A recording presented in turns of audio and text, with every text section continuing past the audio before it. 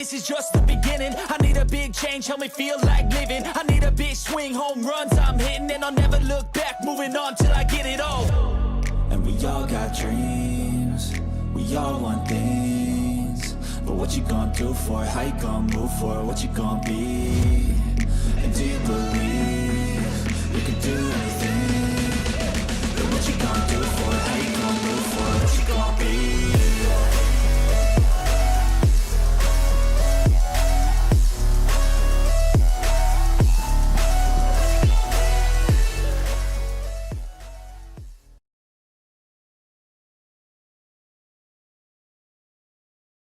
Are you ready for the best damn NFL show on the planet? Man Hour Nation! Rise up. Yeah, hey, let's go. Hitting that gridiron, we going hard, we running the plays. You know the vibe, only the strong survive. Gotta keep your head in the game. Talking NFL, uncut, straight raw. Steady bringing that sauce. We about to take off. Get it hype, this man, our sport talk. Yeah, from the quarterback to the lineman. Everybody bringing heat. You don't really want to try them. Hey, who gon' win? It's a battle of the giants. This show is the flyest. Nobody can deny it. This is Man Hour. Sport Talk. Man Hour. Sport Talk. What team you reppin'? We keep it interesting. Who caught another down? Who got that interception? This is Man Hour. Sport Talk. Man Hour. Sport Talk.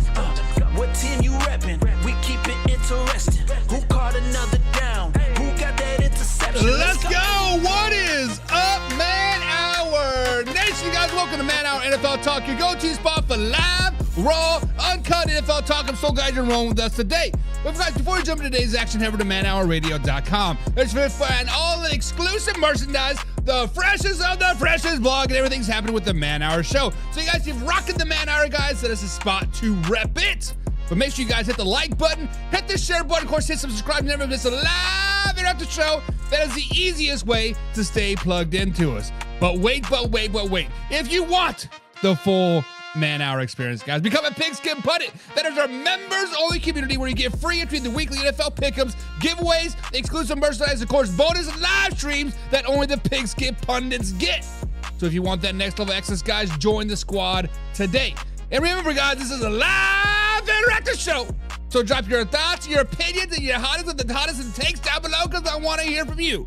I want to hear from you, Mr. Old Man River. Old Man River says, Pigskin Pundits, get you some. Pigskin Pundit, get you some. Yes, sir. Old Man River is a Pigskin Pundit, and he got his freshest of the freshest merch right down there. What was it, last week, wasn't it? I think all the fourth quarter merch rolled out. We got Electro Restoration in the chat, says, what up, Bob? What's up, baby? What's up, man? Hope you're having a good old day. And I did not get this comments up here on screen, but pre-stream, Electro Restoration says, Cowboys fan here. Where he at? Meaning Shay. I told him them Bears would win. Dallas Cowboys for life. Guys, Shay will be back sometime this week. I have the next 2 weeks off of work, so we're going to do some type of co-host happening at some point, right? So whether it be Friday or the next Friday, at some point, me and Shay will be on the live stream together, and we can talk that shit. We can talk that shit, baby! We also got Bruins Pride in the chat today as well. What's up, Bruins Pride? He says, sir, he has done it. He has done it. 300 plus yards, actually 400 plus yards for Drake May. Drake May. Actually, he says Drake May. Yes, I love him. I believe that was the echo, right? That was the echo in the room, guys. Yes, let's give a big round of applause for the man, the myth, the legend, Drake May. After nearly two full NFL seasons, he has finally done it, guys. He has finally thrown a 300-yard game. Go ahead and put that man in the Hall of Fame. Go ahead and put that man on the Mount Rushmore of the NFL quarterbacks. Go ahead and give him the MVP and 7 Super Bowl champions to Drake May. 300 yards passing. Congratulations, Drake May. Good job, buddy. Good job. We got my man Arthur Brown in the chat today as well. He says, what up? Happy holidays and fins up next year. Arthur Brown, that's a great thing about NFL, right? This is not the UFL. This is not the USFL, the XFL, or whatever, AFL. Good thing about NFL, guys, there's always next season. And that is why we love the NFL. Any given Sunday, and there's always a next season. Well, Arthur Brown, my man, my brother from another mother, you can always come over to Chiefs Kingdom, right? Because Kansas City Chiefs are moving to Kansas in 20 to 31. My home state, my hometown. Let's represent, baby. We got Maximus in the chat today as well. He says, I am just glad Jerry Jeudy solidified himself as a number 2 receiver. Whoa. Actually, he says top 2 receiver. And before I freak out here, Maximus, are you saying a number 2 receiver on the Cleveland Browns or a number 2 receiver in the NFL? Because if he is a number 2 in the NFL, you need to slow it down, baby. You need to pump those brakes. Jerry Jeudy's not even top 15 quarterback in the NFL. Whoa, somebody get the beer. This man says Jerry Jeudy's he's a number 2 receiver in the NFL. Are we serious right now? Are we serious right now? Maximus, my brother, my dog. We all love us some Shedeur Sanders, right? Shedeur Sanders is doing good things. Where's my man, James Frank? Shedeur Sanders is doing great things in Cleveland. He's the best quarterback in Cleveland since Baker Mayfield. And that's not saying a whole lot, but the facts are facts at the end of the day. And the facts are that you put Jerry Jeudy, let me put that back up there. Put that back up there. Number 2 receiver in the NFL? What? I am speechless right now. I am bamboozled.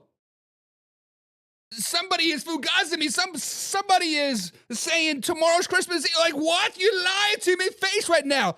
You lying to Buck's face. This gives us some ammo to talk about this offseason, Maximus, because we're going to have a lot of talk about this offseason because I don't dive too much into the draft. I dabble in it a little bit. So we are going to talk about Jerry Jeudy. Let's write that down. I don't even have a pen. I will remember that. And Electro Restoration says, yeah. He says, give me some George Pickens, top 2 receiver over Jerry Jeudy. No, every day. Now, don't get it twisted. Jerry Jeudy is a top 2 receiver in the NFL for number 2 receivers right behind Jordan Addison, right? Maybe even T. Higgins, honestly.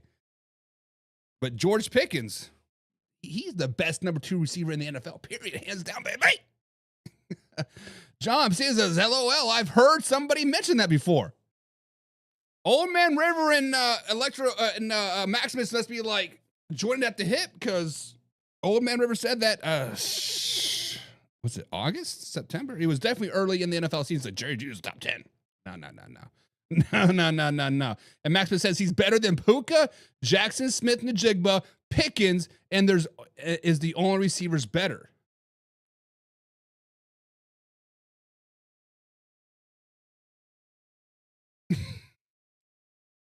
Puka is decent. I'll give you Puka. Jackson Smith-Njigba, yes. George Pickens better.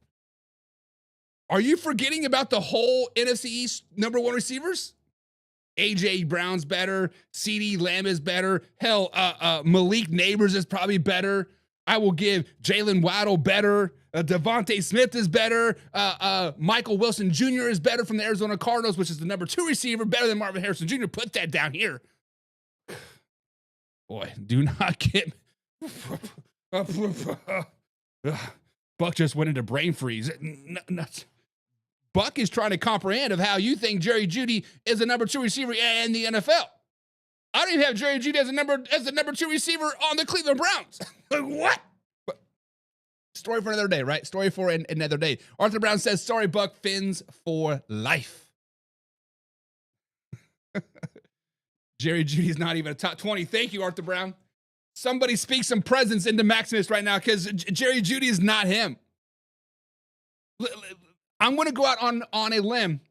It is the eve before Christmas Eve, guys. Merry Christmas for everybody out like out there. We missed yesterday because we're out there on the Polar Express with the fam, enjoying those memories, right? Out there in French Lick, Indiana. If you guys have not gone to the Polar Express in French Lick, Indiana, do it. It's awesome. It is a great time. But yeah, Jerry Jeudy's not even top 20. I agree. And then A.J. Brown wishes he was Jerry Jeudy. Guys, It's still early. It is only 7:10 here on the East Coast time. And you know what? I have a week to my New Year's resolution start, right? No more trolling for Buck. Right? Come on now. Jerry Jeudy's not a top 20 quarterback in the NFL. He is not. He's not even a top 5 receiver in the the AFC North. He's not. Maximus, my dog, my brother from another mother. I fucking like a brother and love you like a sister. Whatever, right? Jerry Jeudy's is trash. Jerry Jeudy is trash. Now you can say the system, he never had a good quarterback. He was supposed to elevate all that crap. In the AFC North alone, give me DK Metcalf, even though he has a 2-game suspension for swinging at a fan. Give me T. Higgins. Give me Jamar Chase. Give me anybody. I'm trying to think here. I'm so bamboozled right now. What you're saying is can't even remember who's in the AFC North right now. You got Jamar Chase, Buck, settle in, focus, right? You got Jamar Chase, you got T. Higgins, you got DK Metcalf, you got Vanderboom or whatever the tight end for the Steelers is better than Jerry Jeudy, right? Hell, Njoku tight end for the Cleveland Browns is better than Jerry Jeudy. Like, come on, man. He's not even top 5 in his own division. Whoa, Max. Jerry is good, but he's not that elite, right? Listen, Maximus, Old Man River, rest of the people out there, I will give you Jerry Jeudy the top 2, top 5, top 10 receiver if you're counting as number 2 receivers. If you go down the roster and go to number 2 receivers, I will give you potentially top 5, maybe even top 5, right? Potentially. But, bro, this man's got me fired up. Maximus says Electrode. George Pickens and Jerry Jeudy have no one even to compare to them in the NFL. George Pickens right now is playing at another level. Now, we all know George Pickens is a very big head case. We know that George Pickens is. So let's reel this conversation back in. Focus, Buck. Focus. So when I think of Jerry Jeudy, not trying to throw no shade at him. When I think of Jerry Jeudy, when I think of George Pickens, when I think of Juju, when I think of T. Higgins, who was the receiver that went from the Bengals down to the Titans this season? Guys, help me out in the chat. Whoever that, I can't remember his name right now. When you think of those 5 receivers, guys, those 5 receivers will never be a number 1 receiver on their team. If they are, they're going to fail. What do I mean by that? Tyler Boyd, thank you. What do I mean by that? Think about Juju. Juju was a great number 2 receiver in Pittsburgh behind Antonio Brown. When Antonio Brown, CTE Brown, went crazy, went to the Raiders, I believe it was, and froze his feet off and never played really another meaningful NFL season, Juju became the guy. Juju went pew, right? Because he was a great number 2. Look what he's doing in Kansas City. He's a pretty good number 2, if not a number 3 receiver. George Pickens came in to be that number 2 guy in Pittsburgh. Pretty damn good. When he was asked to be the guy, he couldn't handle the pressure, right? Double, triple team all the time. Now that he's number 2 in Dallas, look what is happening. Oh, he's about to get paid by the Bills, y'all. He's a top 10 receiver. This. He's a great bat. He is a great Robin, but no Batman, like my man Arthur Brown just said down here in the chat. Tyler Boyd. Have you heard from him in Tennessee at all? No, you haven't. A lot of that's because it's the Titans, but look at his stats. He hasn't done shit. So yes, he's a good number 2. David, the Hulk editor, sent some floating hearts. Thanks, man. Appreciate that. Sent a floating heart and some jewels. I definitely appreciate that, brother. Send him out. Hype him up, baby. Maximus says Tyler Boyd. Yes, I said that. Electro Restoration says, I agree, Buck. Pickens is a bit of a loose screw, but he's our loose screw. He's always way more happier here. Meaning the Dallas Cowboys. It's his first year, right? Honeymoon phase. Wait till this offseason when Jerry Jones refuses to pay him. They just franchise tag him and he gets all cranky. I don't got no money, whatever. Right? But yes, there are certain receivers, coaches that are just meant to be the number 2 guy, right? Brian Flores is meant to be a great defensive coordinator. Spags is supposed to be a great defense coordinator. Not a very good head coach. Tyler Boyd, George Pickens, Jerry Jeudy, great number 2 receivers. Same thing with Jordan Addison, right? But that is besides the point. That is besides the point, guys. But guys, let's get into today's Man Hour NFL talk. And let's talk about the man, the myth, the legend right here, guys. And let's fire this one up because DK Metcalf punched the fan. Punched him right in the hair. 2 games, no pay, over $500,000 gone, and his $45 million guaranteed gone. Benito out of the conversation. All this because he confronted a Detroit fan. All this because he swung at a Detroit Lions fan. Guys, this is not discipline. This is the NFL simply sending a message, and I think it's absolute garbage. I think it's dog poo-poo. Guys, let me get this out of the way before the professional crowd floods the comments. Guys, yes, DK Metcalf should have kept his cool. Yes, DK Metcalf players are told clearly not to engage with fans. But that part is not up for debate. But let's stop acting like the fans are these harmless, innocent spectators just enjoying a family night out. Guys, fans talk shit all the time, and they need to be punched in the mouth. The NFL sells passion. They love the noise, the hostility, the rivalries, and the trash talk. They put it in promos, they use it in commercials, and they live off of that energy. But the second that same passion crosses the line, now it's contact detrimental to the league. Shut up! You can't have it both ways. Now, according to the reports, the fan denies using any racial slur or hate-based language. Cool. Whatever.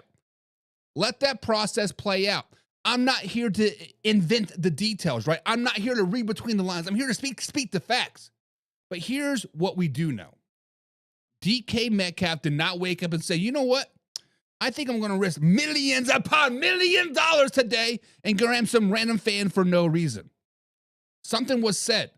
Something was crossed the line. Something that was said crossed the line. And that's the part that nobody in the league office wants to actually talk about. Here's the quiet part out loud. Let me speak it clear as day.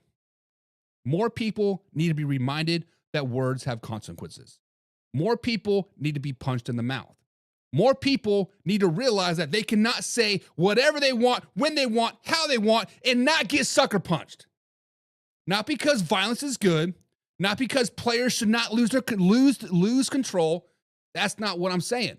What I am saying is you need to have consequences, right? But somewhere along the line, people decided that they can say anything they want to another human being, hide behind social media, hide behind the screen, hide behind the security, hide behind the seat in the third row, and expect absolutely nothing ever to happen to them. You don't get to bark at a guy for 3 hours, cross personal lines, maybe even family members, maybe worse, and then act shocked when he snaps. Look, I love what Mike Tomlin said. He said he doesn't condone what DK did, but he supports him. I love that, and that matters. Tomlin understands what the NFL office never will. These guys are humans first, emotional, competitive, and flawed. Just like everybody watching at home, just like everybody in the comments right here today. The league, though, they don't see humans. They see logos, brands, and PR problems. Guys, now let's talk about the football because the suspension doesn't just hit DK's wallet. It hits Pittsburgh Steelers at the worst possible time. No DK Metcalf versus the Cleveland Browns. No DK Metcalf potentially by the division-clinching Week 18 game versus the Baltimore Ravens. 2 divisional games, 2 games that could decide the AFC North. DK Metcalf leads the team with 850 yards receiving. That kind of production just doesn't magically show up on Sunday. Calvin Austin is already banged up. Now you're asking Adam Thielen, Scotty Miller, and the depth guys to suddenly play like wide receiver 1s and 2s, play like Jerry Jeudy, a top 5 NFL receiver. You are just not disciplining a player. You're changing the competitive balance in the middle of a playoff race. And the NFL wants to stand on the podium and talk about integrity of the game. Here's the truth. DK Metcalf messed up. Nobody can deny that. He should have walked away. Matter of fact, he never should have walked over there.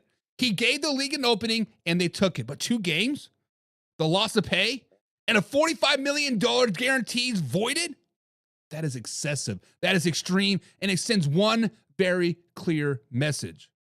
Players, shut up and take whatever comes your ways. Fans, say whatever you want, cross whatever line you want. You are untouchable. This is a dangerous precedent. But Man Hour Nation, I want to hear from you. Guys, in the comments down below, was this suspension fair? Did the NFL get it right, or did they go way too far with DK Metcalf? Drop your thoughts in the comments down below right now, guys. I'll be reading them all live. Hit that like button, subscribe. And if you're new here, remember, we're live Monday through Friday, 7 p.m. East Coast time. Now, this is a live interactive show, so sound off below and be a part of the conversation, baby. Now, what does my man Maximus says? He says, all I have to say about DK Metcalf is the Steelers replaced George Pickens because of behavior concerns. Then they brought in DK Metcalf. It just doesn't add up. But I think DK should have not have been suspended. And I agree with you that he should not have been suspended for 2 games. Maybe a quarter, maybe a game, but 2 games? Let's just be honest.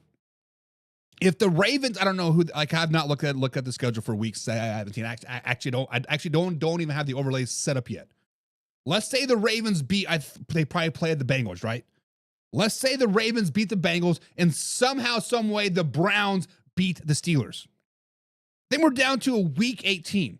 Probably prime time TV. Divisional race on the line. Winner takes all. Don't you want your superstar on the field? Don't you want your superstar on that TV screen? Don't you want Chris Collinsworth talking about how great DK is, not about how he punched a blue-haired guy? That's what it comes down to. Because we're going to talk about DENZEL PERRYMAN here in a second. Same exact suspension. Both got 2 games. One hit some hair, a wig, not even real hair, some blue-ass, ugly-ass wig, and DENZEL PERRYMAN could have literally ended a guy's life. Both get two games. How is that justifiable? Arthur Brown says, in order of the fan to get DK's attention, it had to have been offensive. So Arthur Brown, I have everything that I've read and everything that I've watched. The first thing that I want to point out is that DK Metcalf is saying that he said some type of racial slur and that his was saying it to his grandma as well or something, right? So I don't know what the racial slur was. I don't know what it was, but every film that we saw, the fan called DK by his full name. I don't even remember what his full name was. And then DK is like, what? You're talking to me? And then he swung, right? That's what they want you to hear. That is the narrative that the mainstream media wants you to see, right? That's what Facebook's pushing. That's what YouTube's pushing, Instagram, etc. Now, what I have read, I don't know how credible this source is. I don't know, because it is not from a major network. It is not from a platform that I trust and follow. This is the he said, she says type of bullshit, right? Apparently this fan and DK have gone back.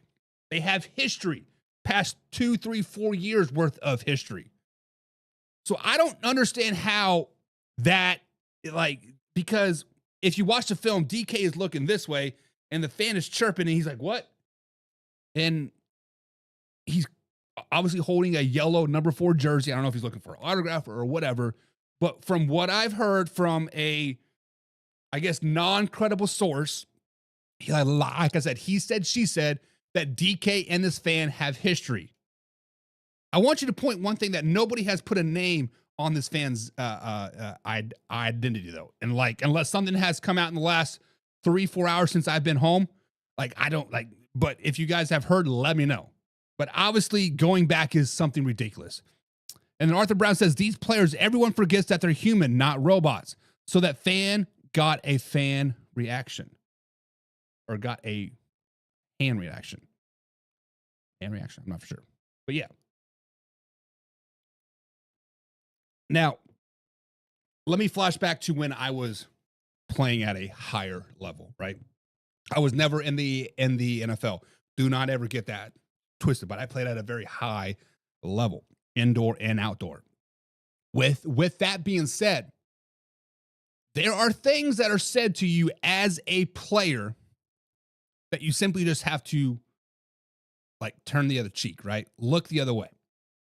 When playing indoor football, the fans are literally right here on the wall. So here's the wall, about 6-8 inch pad, and boom, here you are. They are drunk. They are obnoxious. They paid $200 to sit right there and to pour beer on you, and you have to take it for 3 hours. If you want the ultimate fan experience, get front row seats at an indoor football field. Any type of game, bar none. I loved it. I feed off of it, right? But I also talk shit right back. And people forget that indoor football players only make like $100, right? Honestly, this job means nothing to me. I'm playing football simply for the love of it. And I am risking my $100 to punch you right in the mouth. And they know that because they're paying $100 right there. So you punch them in the mouth so you can fight. However, NFL is a totally different thing. $45 million of guaranteed money, gone. Because he punched hair. Didn't even connect. Think about if he would have connected.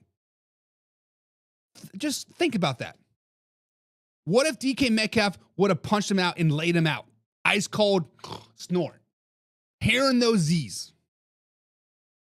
What would have been the justification of a suspension then? A year? Out of the league indefinitely? That's the real question. Because he didn't even make contact. That is tough. But you know who did make contact? DENZEL PERRYMAN. He made contact. Guys, we just watched the NFL completely miss the mark again. We just talked about DK Metcalf getting 2 games for punching hair. And then DENZEL PERRYMAN gets suspended for 2 games for potentially ending a guy's life. Let me say this as clear as possible. This 2-game suspension for DENZEL PERRYMAN is simply a slap on the wrist. What PERRYMAN did was uncalled for. It was stupid. It was pointless. It was flat out dangerous. This wasn't a bang-bang football player. This wasn't momentum. This wasn't he was trying to make a football play. This was helmet-to-helmet hit on a defensive receiver already on the ground, period, point blank in the story. Cowboys wideout had already made the catch. The wideout, the play was basically over. He was basically waiting to get 2-hand touchdown. PERRYMAN came 10, 15 yards across the field, lowered his helmet, launched, hit him square in the mouth. Guys, here's the part that really matters. He could have ended this kid's career. He could have ended his life. And we just finished talking about DK Metcalf getting 2 games for slapping slapping his hair. And this same punishment for PERRYMAN for potentially taking his life? One guy loses his cool with words, 2 games. Another guy launches helmet first into a defenseless player's head, 2 games. This is not justice. That is simply put inconsistency. The NFL said suspension was for a repeated violation of the rules extended to protect player safety. That means this wasn't his first offense. PERRYMAN was suspended back in 2023 for a helmet-to-helmet hit on Jamar Chase. This is a pattern, and yet 2 games. He wasn't tossed from the game. I mean, he's getting game fine check, but he's not getting fined. 15-yard penalty. Chargers head coach Jim Harbaugh said PERRYMAN was trying to get over the tackle. That he's taking the helmet out of his play. Stop it, Jim. What are you looking at? If he was taking the helmet out of the play, looks like the standard is broken. Here's what should have happened. He should have been ejected immediately. He should be suspended for at least the rest of the season, playoffs included. Because when you allow this to slide, you're telling defenders that the worst case consequence for reckless violence is a short-term vacation to get healthy before the playoffs start. And I'm going to say the uncomfortable part out loud. Guys, the Los Angeles Chargers have a reputation problem. This is starting to become a trend for the Los Angeles Chargers. This isn't physical football. This is reckless football. There's a difference. And if the league wants to pretend player safety matters, then this is exactly the moment where you make an example and get him out of the league. Expend him for the rest of the season, especially when the Chargers are chasing the AFC West and Perryman is their best run defender.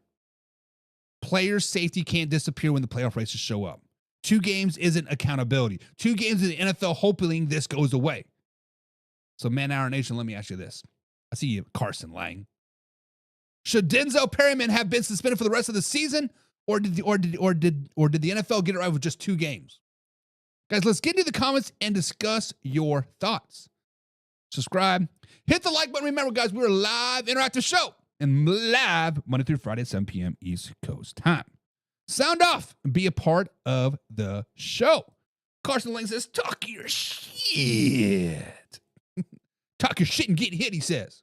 Okay, Carson. Okay, my man. Arthur Brown says, that was a target reaction that was senseless and stupid. Preach, brother. Preach. Because if you guys go to our Facebook page, facebook.com/Man Hour NFL Talk, I posted this exact hit. I posted it. And people in the comments are saying, that's a football play. That's just dirty. If you should have got up, you pussy. Like, what? Even back in the 80s, back in the 70s, back in the 90s, this man would have been police handled the very next play. Meaning, do you guys remember when Juju laid out the Bengals linebacker after he took out Antonio Brown? The very next play, boom, baby. Perryman is lucky that the Cowboys are soft individuals. Perryman is lucky that the Dallas Cowboys have nothing to play for right now. Perryman is lucky that he's playing in 2025 and not in 2005. This man should be a dead man walking. I don't want to handle it at the club. I don't want to handle it at some event. I want to handle it the very next play, brother. 1 for 1, eye for an eye. Perryman is lucky. Lucky. I need to fix the chat. My bad. Mo Bella Gloria says Rams. Talk about the Rams and Factor crap. So stay tuned for that. Electro Recreation says Perryman should have gotten way more. That Eagles guy's got suspended for spitting on Dak. So this guy needs more than just 2 games. That's my boy. I don't know how to say his name. Floutney. Hit him. I'm fuming at this decision. Listen. Let me be devil's advocate, right? Because I think it's total bullshit. Just 2 games? 2 games? You're in the playoffs. You're going to get well-rested. But okay, slow it down, Buck. Slow it down. I think the reason it was only 2 games wasn't for the rest of the season or the whole of 2026 NFL. Because I think it should have been the rest of this season and then the whole of 2026 NFL season. Make an example out of this motherfucker, right? But the reason why it's only 2 games is because Floutney, is that how you say his name? He's like receiver number 5. The only reason why he was playing was because other players were injured. Right? If it was CeeDee Lamb, if it was George Pickens, if it was Dak, there would be outrage. It would be extreme outrage. If it was Lad McConkey, if it was D-Hop or Keenan Allen or any Jerry Jeudy, if it was any one of those guys, the fact that it was a wide receiver number 5, I think it might be number 4 actually. It would be a hell of a lot more than 2 games. You have to protect your stars. You have to protect. You have to protect everybody. Perryman's going to get it coming. The Chargers as a whole is going to get it coming. You saw what they did for this versus the Kansas City Chiefs 2 weeks ago. You saw what they did versus the Dallas Cowboys last week. They've been playing like this all season long. This is a hardball thing. This is a hardball culture. Hardball culture. And Damien says BS. What is BS, Damien? Is it BS that the Chargers are playing like little bullies that are trying to hurt everybody? Or is it BS that Perryman only got two games? What is bullshit? Tell me, Damien. I'm curious. Electromotion says, Carson, smack talk is a part of the game. Can't take the smoke. Don't play, baby. Me and Carson go back. Me and Carson go way back. Matter of fact, I think Carson was on the softball field the day that me and my uncle. So, story time here, boys and girls. Gather around. This is what you get on a live interactive show. You get Buck on a little tangent, right? So me and my uncle's, I don't know, 20 years older than I am. But we're like this, right? We were like this for a very, very long time. From the minute I could throw a baseball, I was at every one of his softball games, baseball games, whatever, right? We were like this. The minute I was old enough to play slow pitch, old man softball, I was on his team. Whether it's competitive, travel, rec league, whatever. I was on his team. Now, me and my boys, Carson, Greg, Alan, AJ, and the boys, Matt Van Dahl, all those boys, we were playing in this other league somewhere. Carson, I actually think you were on another team. Actually, you might have ended up on my uncle's team, right? But I didn't know my uncle was playing in this league. I was like, you know what? My boys are playing. Let me go play with the boys, have some fun. I see my uncle there that night. Like, oh, playing with us? I'm like, no, I'm playing with whatever, right? At the time, there was a little bit of divide going on, whatever. Long story short, me and my uncle are chirping all game long. Just like I thought it was all fun and games. It was all fun and games until the young buck started kicking the old buck's ass, right? Hit a nice little shortstop liner over his head.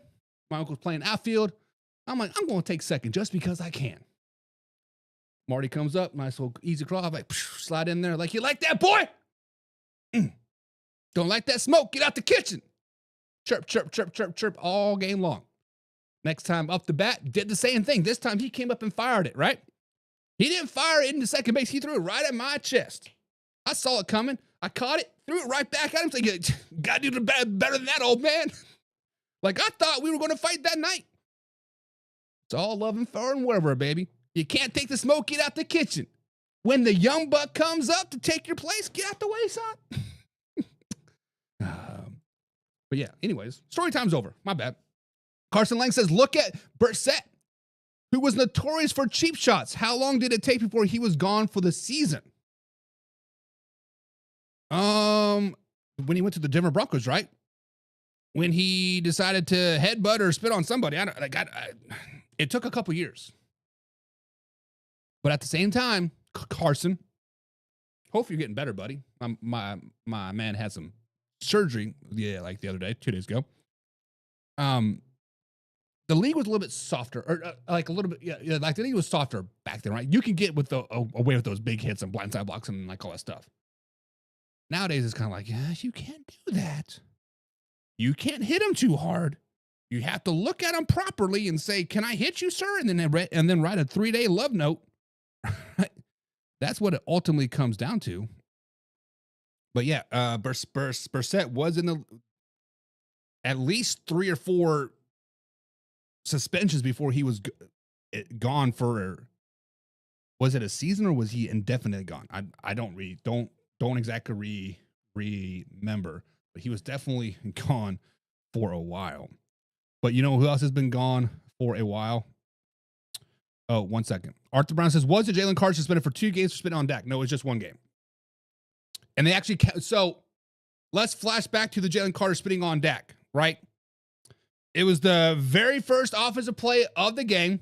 Jalen Carter, Hakatua on that thing, right? They eject him, say, get out of here, right? They counted that as his 1 game suspension. So I wouldn't say he got suspended. He just got tossed forward out of the game and then called it a day. But on the other hand, the reason why he got tossed, because that was a point of emphasis with sportsmanship this season. First game of the season, national television, and you Hakatua that thing. That's why the man got ejected. Let's just be honest. That's why he got ejected. But you know who else has been gone for a long time? That's Phillip Rivers. Guys, there are losses and there are nights that feel like a curtain call. And Monday night, Indianapolis felt like we're watching Phillip Rivers linger under the stadium lights, knowing the clock doesn't just run out on games. Sometimes it runs out on chapters and careers. Guys, Rivers was the last player to leave the locker room after the Colts' 48-27 loss to the San Francisco 49ers. Not stalking, not hiding, just soaking it in. Like a man trying to memorize a feeling before it slips away. He waited nearly 5 years to feel his feeling again. The meetings, the prep, the grass under your cleats, and for 2 weeks at age 44, he got it back. And honestly, he's played his tail off. It's been kind of shitty, but he's been playing his tail off, right? 277 yards, 2 touchdowns, pushing the ball down the field, 10 yards passes, standing in the pocket like time forgot him. Colts head coach Shane Steichen said it straight up. Phillip Rivers was on fire last night, but football doesn't hand out wins for Najasic. The Colts team is now 0-2 with Rivers under the center. And that's the part that hurts. Not the throws, not the effort, the results. Because while Rivers was battling, the defense was getting carved up. Brock Purdy and the San Francisco 49ers never punted, never slowed down. 444 yards, season highs everywhere you don't want them. Even DeForest Buckner said it, when we let him down, meaning Phillip Rivers. And that's just a gut punch. The Rivers family was there. Wife, 10 kids, grandkids, parents, brothers, Christmas decorations already up. This wasn't just about football. This was a family remembering written in real time. And yet the Colts are staring at elimination. One more loss or a Texans win or a Jaguars loss doesn't go either way. ESPN analytics give them a 2% chance to make the postseason. 2%. And when Rivers was asked, what now? He gave it the most Phillip Rivers answer imaginable. You play. You play because you dreamed about this as a kid. You play because even if you're 2-14 with 2 games left, you're still lace them up. You play because there's no prize for losing. There's pride in showing up. This isn't about saving a season anymore. This is about a legacy. Not rings, not stats. Legacy is how you walk off when you end. The ending isn't perfect. Legacy is standing in the locker room a little bit longer because you know that what might be time emotions. So as we talk about Phillip Rivers and his great couple games, we got to ask the question. Should the Indianapolis Colts win a different direction? Should the Indianapolis Colts brought in a player like Colin Kaepernick, Cam Newton, Tom Brady? Should the Indianapolis Colts have not brought in a 44-year-old washed-up quarterback that has never been the guy? Yes, Phillip Rivers has all the stats, all the regular season accolades, but what about the postseason? Because when you look at the Indianapolis Colts this season, guys, they were wanting to go to the postseason. Started off 7-1. Ooh, they were hot. The bee's knees, number 1 in the NFL power rankings week after week after week. They're on top of the world. So they're just not out there to get to the playoffs like Phillip Rivers is capable of doing back in his prime. They wanted to go to the Super Bowl. And you know a player that has gone to the Super Bowl? Colin Kaepernick. You know who a player that has gone to the Super Bowl? Tom Brady. That's not 5 years removed from the league. You know who a player that has gone to the Super Bowl? Cam Newton. But here we are, bring in a player that is one and done in the playoffs 10 times. Here you are bringing a 44-year-old high school coach that has not played a down in football in 5 years. You bring in a 44-year-old quarterback that has not had a successful season in 8 years. You bring in a 44-year-old quarterback that has like 2 playoff wins ever in the entire NFL career. Should the Colts have gone the other reason or a other way? That is the question I want to ask you guys. Obviously, hindsight's 2020. Colts are not going to make the playoffs. Phillip Rivers is not going to win another game. The Colts are going to ride off into the sunset with a losing record yet again after starting 7-1. Should they have gone after Cam Newton, Tom Brady, Heather, Colin Kaepernick? Guys, subscribe, hit the like button. Remember, we're live Monday through Friday, 7 p.m. East Coast time right here at youtube.com/manhour. This is a live interactive show. So comment down below. Be a part of the conversation.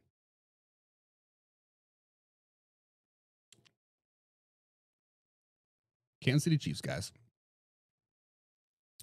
Let's say this as blatantly as we can. The Kansas City Chiefs are moving from Arrowhead Stadium and heading to Kansas. This is the best decision that the franchise could have ever made.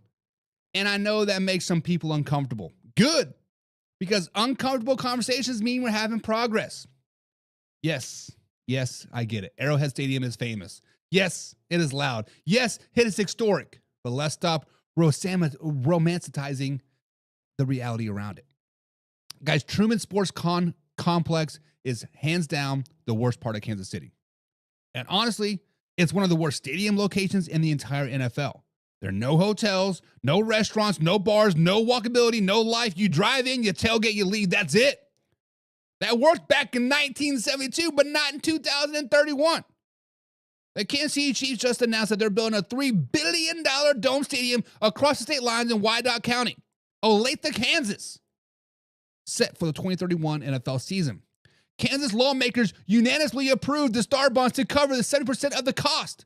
And the Clark Hunt family is contributing another $1 billion of their own money. That's not abandoning fans. That's investing in the future. The move is about infrastructure. It's about access. It's about the fan experience.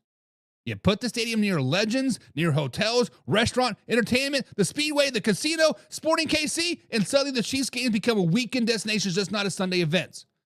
KCK is about to explode economically. We're talking about 20,000 new jobs, over $4 billion in an economic boost, according to the Kansas lawmakers. This isn't just football. This is an urban development. And honestly, this is the best move they could have made. Let's just be honest about Missouri's role in this. Missouri had their chance. Jackson County voters rejected the sales tax extension. I get it. Highest sales tax in the county, in the poorest county. I get it. The state couldn't get all the parties aligned. Too many cooks, too many delays, not too much hesitation. Meanwhile, Kansas stepped up with one voice, one plan, and one timeline. Business doesn't wait. Guys, and let's just be honest. Missouri has now fumbled 2 NFL teams. St. Louis Rams, they're in LA. And now the Kansas City Chiefs are crossing state lines. That's just not bad luck, guys. This is a pattern. Misery, they call Missouri misery for a reason. Chiefs president Mark Dominant said in the news, the new stadium will seat at least 65,000 fans to be designed to be even louder than Arrowhead Stadium. And they're still prioritizing tailgate. And yes, it is going to be dome, which means Super Bowls, which means college football playoffs, Final Fours, year-round events Arrowhead could never host before. This puts Kansas City on the global sports map. And look, it's okay to feel emotional. Arrowhead is a part of the NFL lore. It holds the record for the loudest stadium roar. It family memories. It's a tradition. Even Clark Hunt said the decision hurt. But past doesn't build the future. The NFL is evolving. Fan experiences are evolving. Cities that refuse to evolve get left behind. KC Mo. Kansas didn't hesitate. Missouri did. And now the Chiefs are doing the smart what franchise do. They're upgrading. So let me ask you this, Man Hour Nation.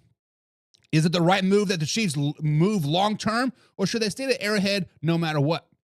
Let's get into the comments, guys, and let's discuss your thoughts. Subscribe, hit the like button. Remember, we're live Monday through Friday at 7 p.m. East Coast time. This is a live interactive show, guys, so comment down below and be a part of the conversation. Arthur Brown says, I've been there. It's in the hood. Actually, Arthur Brown, you are wrong. It is not in the hood because there's nobody there.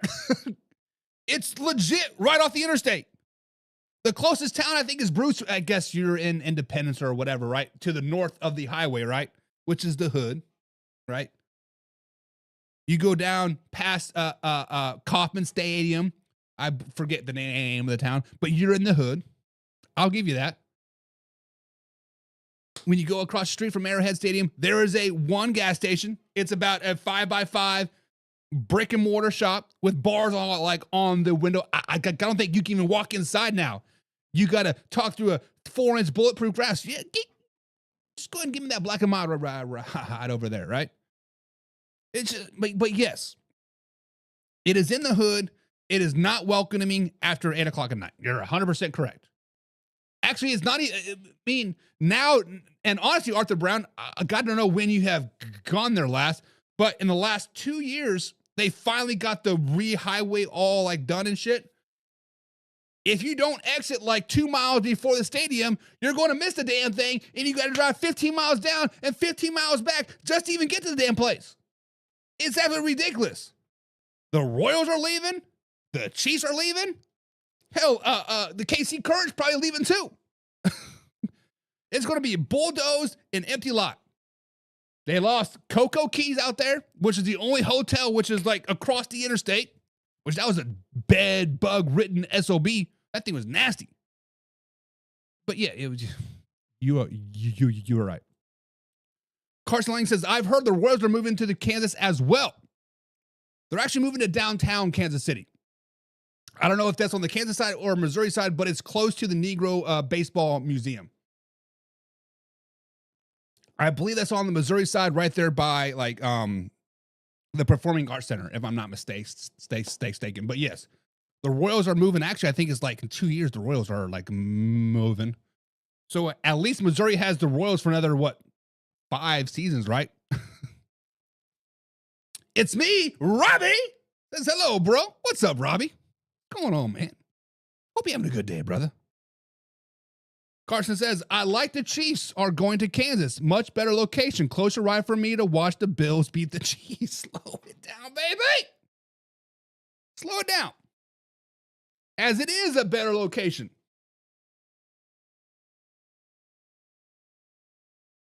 I don't even remember what I was going to say. What I was going to say was Arrowhead Stadium right now is off of 435 and I-70 right now. And they're moving to Kansas, which is right off 435 and I-70 as well. How crazy is that?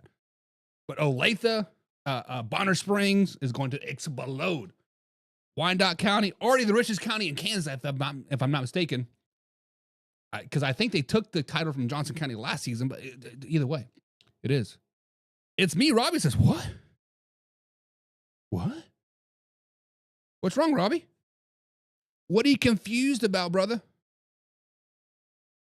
What are you confused about, man? We talked about the Kansas City Chiefs moving to Kansas. They moving to Legends. They moving to Wyandotte County. I believe it's Olathe. 435 I-70 is where they're going. Matter of fact, the airport's not even in Missouri. Everything's in Kansas. Everything better in Kansas. But guys, it is time for Overreaction Tuesday. That's not it. There it is. Play the song, Buck. Play the song.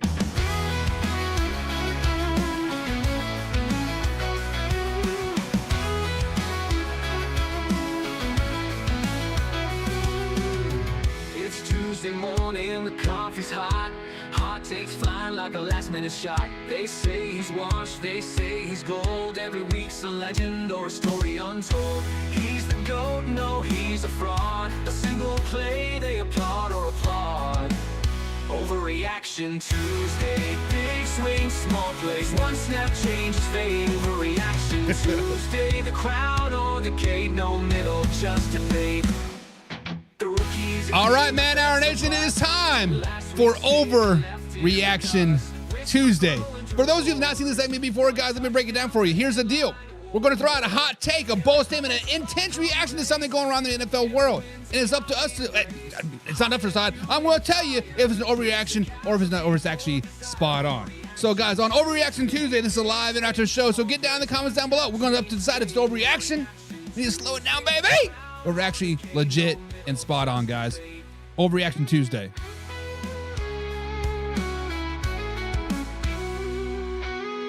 He's a GOAT, no, he's a fraud. The crowd or the gauge, no play the GOAT.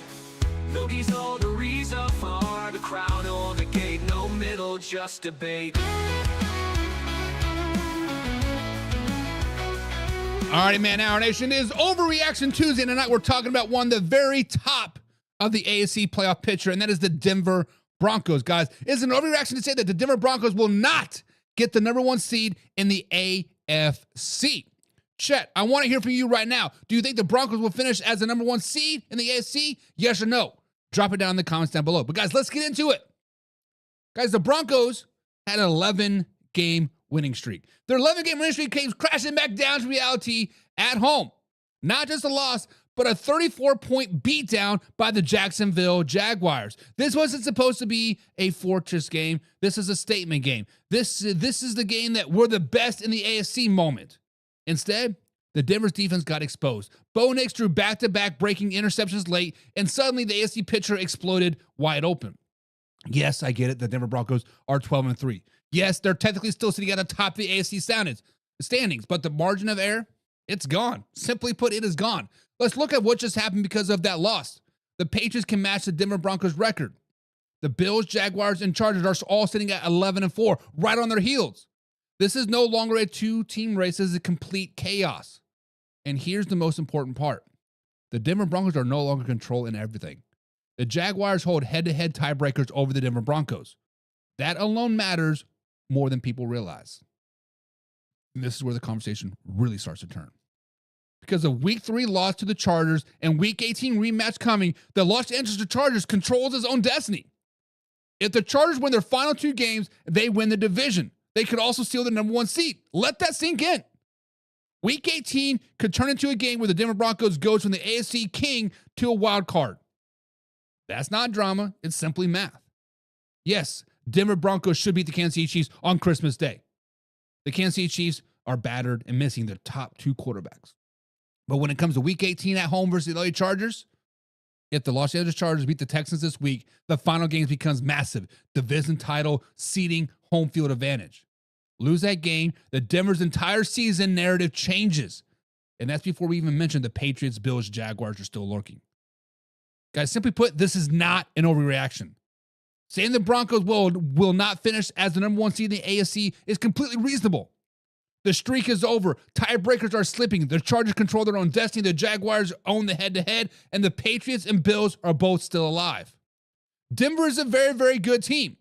But they are not locked into anything yet besides the playoffs. The AFC is wide open. And the Broncos are suddenly running out of room. Man Hour Nation, do you still trust the Denver Broncos to hold on to the number 1 seed? Or do you think the Chargers or another AFC team steals it in the final 2 weeks? Drop your takes in the comments down below. Guys, subscribe, hit the like button. Remember, we're live Monday through Friday, 9 p.m. or 7 p.m. East Coast time at YouTube.com. Now, this is a live interactive show, so comment down below. My man Arthur Brown even says the Broncos are winning the division. He says, they here, baby! And I say, slow it down.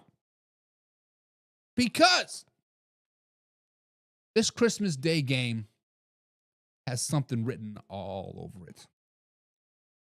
This Christmas Day game versus my Kansas City Chiefs have something written all over it. It's called spoiler. The Kansas City Chiefs were in this position last season. They could spoil the Cincinnati Bengals season. They let the Denver Broncos win 18. Bada bing, bada boom. Broncos are in the playoffs. Bengals are out. And that's exactly what they're going to do again on Christmas Day. Kansas City Chiefs are going to play spoiler. The Kansas City Chiefs are going to come into Arrowhead. Countdown started. 5 years left in the stadium. Let's go with the bang. Let's not lose another home game, baby. They won't beat the Denver Broncos. The Denver Broncos are not winning that division, Arthur Brown. The Denver Broncos may not win another game for the rest of the 2025 NFL season. Denver Broncos are 1 and done in the playoffs. Denver Broncos are overrated, overhyped, and Bo Nix is the worst quarterback in the AFC West. Carson Lang says, I think the Broncos have an easier schedule, so for the reason I think they'll get the number 1 seed. I said, slow down, baby! We saw, where is Mellow Mike? We saw the Houston Texans struggling against the Las Vegas Raiders. Maybe they peaked and they're all around. Boom, boom. Right?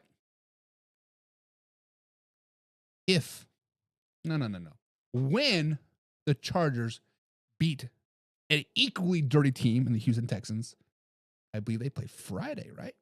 The Friday or Saturday? I can't remember. When they play them, dirty on dirty. Oh, the Chargers are a little bit more dirtier. Just a wee bit more dirtier. we're going to see this Week 18 game versus the Broncos versus the Chargers get flexed to Sunday Night Football, where everything is on the table.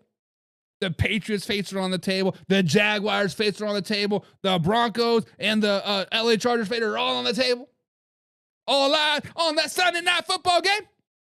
It's going to be just like the Vikings and Lions last season. Winner takes all. Both one and done, baby. Both one and done. And we got some brotherly love over here.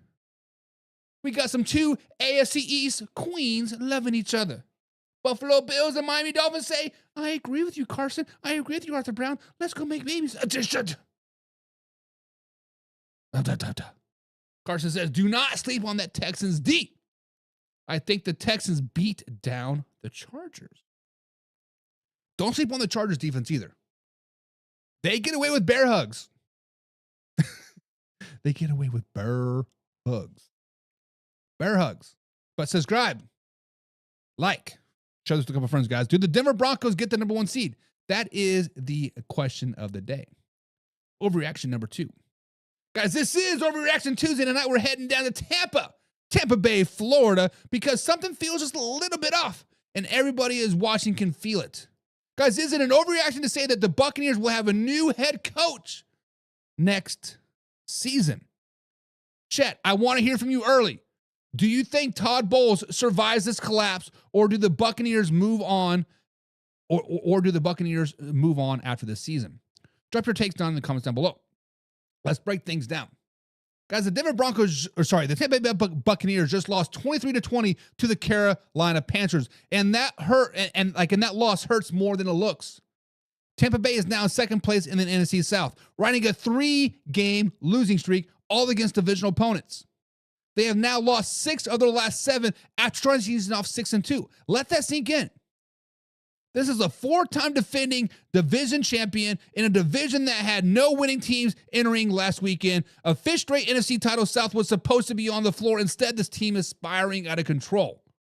This is the part that makes the situation feel very, very uncomfortable. Earlier in the year, Tampa Bay was surviving injuries everywhere, and they're winning. Baker Mayfield looked like the MVP candidate. Matter of fact, Baker Mayfield was the MVP. The offense was efficient, and the defense was bending but holding. Bending, not breaking, as they like to say. Now that they're healthier, they're worse. Matter of fact, they suck right now. Baker Mayfield has thrown an interception in each of his last 3 games after throwing just 5 picks in the first 12 games combined.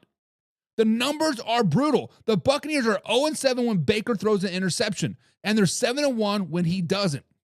That's not a coincidence. That is discipline and game management breaking down. And Todd Bowles was furious after the Week 15 loss to Atlanta. He called out effort. He called out execution. He called out details. And then the team came out Sunday with extra rest and laid yet another egg. This is where the coaches get judged. The defense has no pass rush. They pulled JPP, Jason Pierre-Paul, out of retirement, hoping for a spark. That alone tells you how desperate things have become in Tampa. And yes, this would be the first season in Bowles' 4-year tenure without a division title. That matters. That usually buys you grace. But this team was not built just to win the NFC South. It was believed they could compete for the Super Bowl. Matter of fact, many people had them as Super Bowl favorites this season. But this is where the conversation gets really tricky, right? Bowles' seat is warming up. People around the league are watching this very, very closely.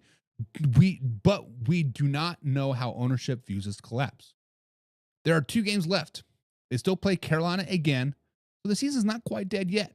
But when you look at it, Bowles' track record and Tampa puts a thinner than usual head coaching market. The market more than fans want to admit. A couple more ugly losses could make this very, very uncomfortable, but one bad stretch does not erase your years of success. So I have to agree, guys. This is an overreaction. Todd Bowles is absolutely feeling the heat. But saying the Buccaneers will definitely have a new head coach next season is jumping fast, way too far, way too fast.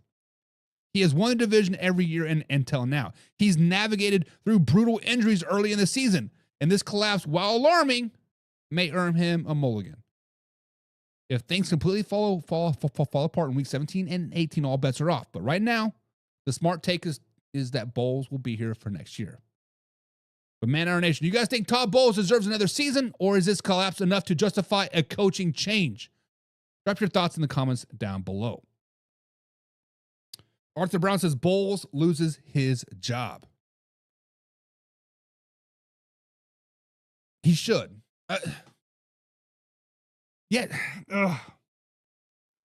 I want to, so on Facebook.com, guys, /Man Hour NFL Talk, we have a plethora of NFL groups. One of them are the NFC South groups. And if you go over to our NFC South trash talk groups, people are calling for Todd's head. They want him gone like 5 days ago, right? Matter of fact, they wanted him gone last year. Because the consensus of like around Todd Bowles is he is just good enough to not get fired. Much like Mike Tomlin, much like Marvin Lewis back in the early 2000s, right? Much like those mediocre franchises. And right now, this is where the Tampa Bay Buccaneers look like. They look like they're a mediocre franchise with Todd at the helm. However, he did go to the Super Bowl. He has won 4 divisions in a row. It is tough. He says, but he can come to Miami and be the DC.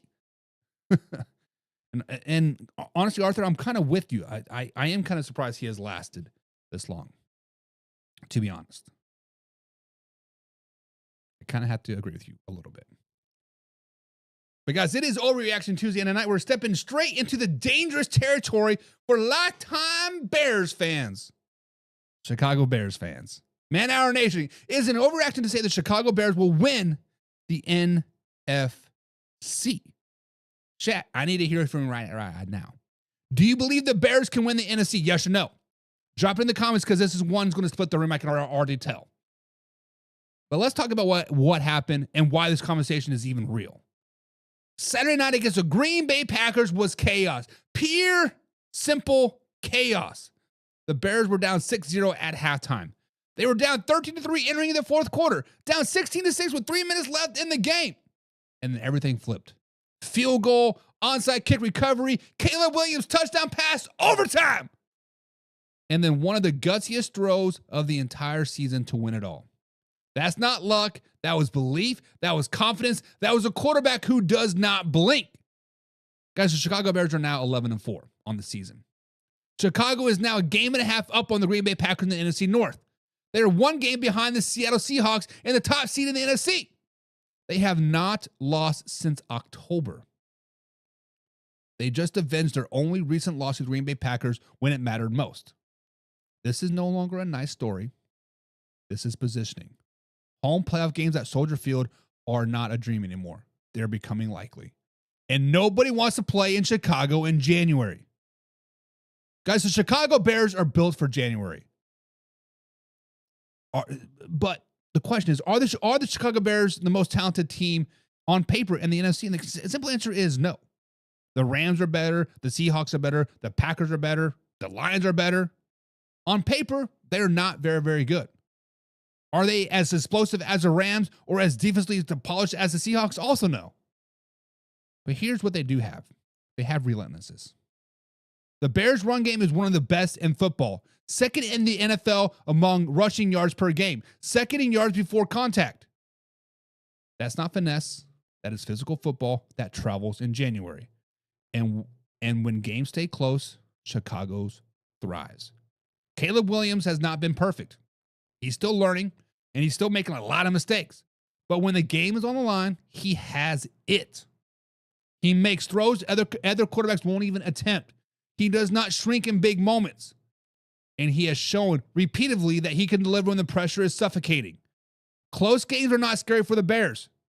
They are comfortable there. They've been there and done that. So guys, no, this is not an overreaction. The Bears can win. The NFC is completely fair. The Bears going to the Super Bowl is completely fair. They control their division. They're winning close games. They can run the football. They are tough. They're resilient. And they have a quarterback who believes he belongs on the biggest stage. Are they the favorites? Absolutely not. Are they the team that nobody wants to see in January? Absolutely. The Rams and Seahawks deserved top billing. But the Bears are on the other sideline. This game is going to be a dogfight. But Man Hour Nation, do you think the Bears can actually finish the job and win the NFC and go to Super Bowl? Or is this where the run ends? Drop your thoughts in the comments. I want to hear from you, Chicago Bear fans, and all the doubters alike. Guys, subscribe, hit the like button. Remember, we are live Monday through Friday, 7 p.m. East Coast time, right here, youtube.com/Man Hour. Until then, guys, we will see you next time. We are out, baby. There we go. Now it's time to take off. Gotta keep it live and raw. Better stay tuned in. Man, our NFL talk. I know that you're ready for more. They on the field, ready for war. Who's in the lead? I'm checking the score. We about to do it like never before. NFL live.